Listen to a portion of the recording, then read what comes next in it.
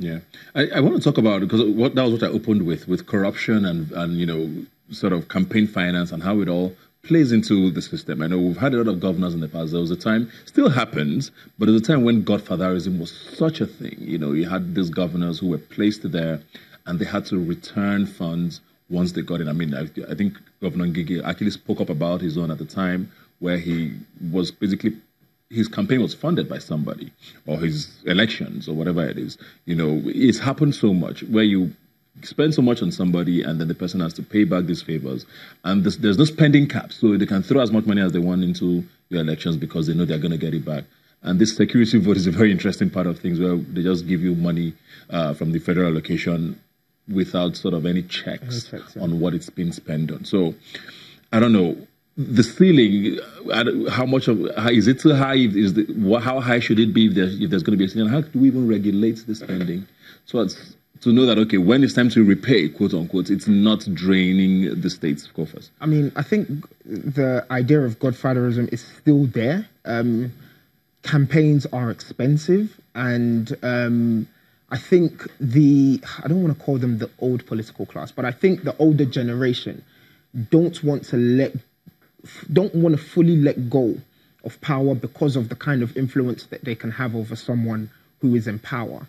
I know that INEC actually set a cap for how much people can spend in elections. I think that the cap for presidential elections is about 5 billion. But the issue has always been, how do you measure that? How do you know how much a candidate has spent? And INEC also sets a cap on how much somebody can donate to an election. Then again, the question is, how do you measure that? How do you know what somebody has donated? I think ultimately,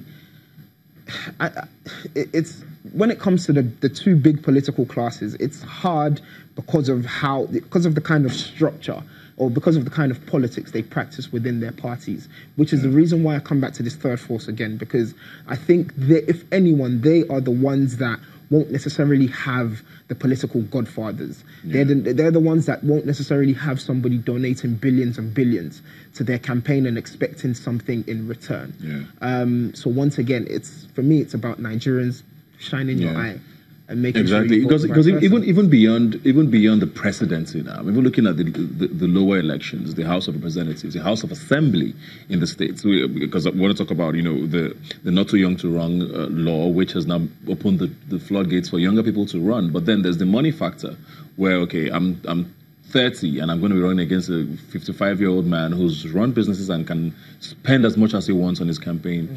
You know, is it possible in 2019 to have people in certain positions run and win elections today against the money bags? Is it possible? It is very possible. It is very possible, but I also think if you are going to start at a disadvantage of you don't have as much money as your opponent, I think it is very important to make your aspirations to run for whatever office you want to run for early.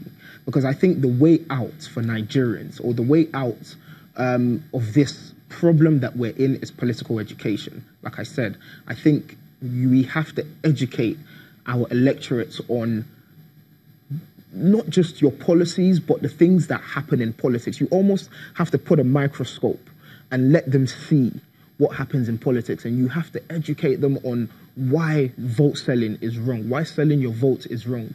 You have to educate them and tell them why making sure you turn up on election day, because a lot of the problems that I see as well is people don't turn up on election day.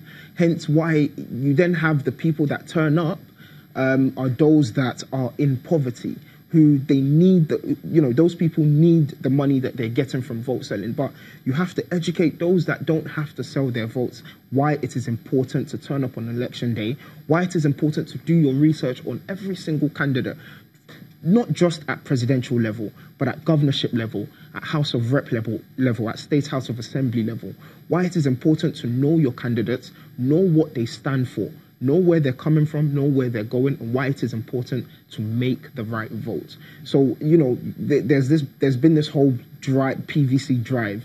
Get out, get your PVC, get out, get your PVC, which is all well and good.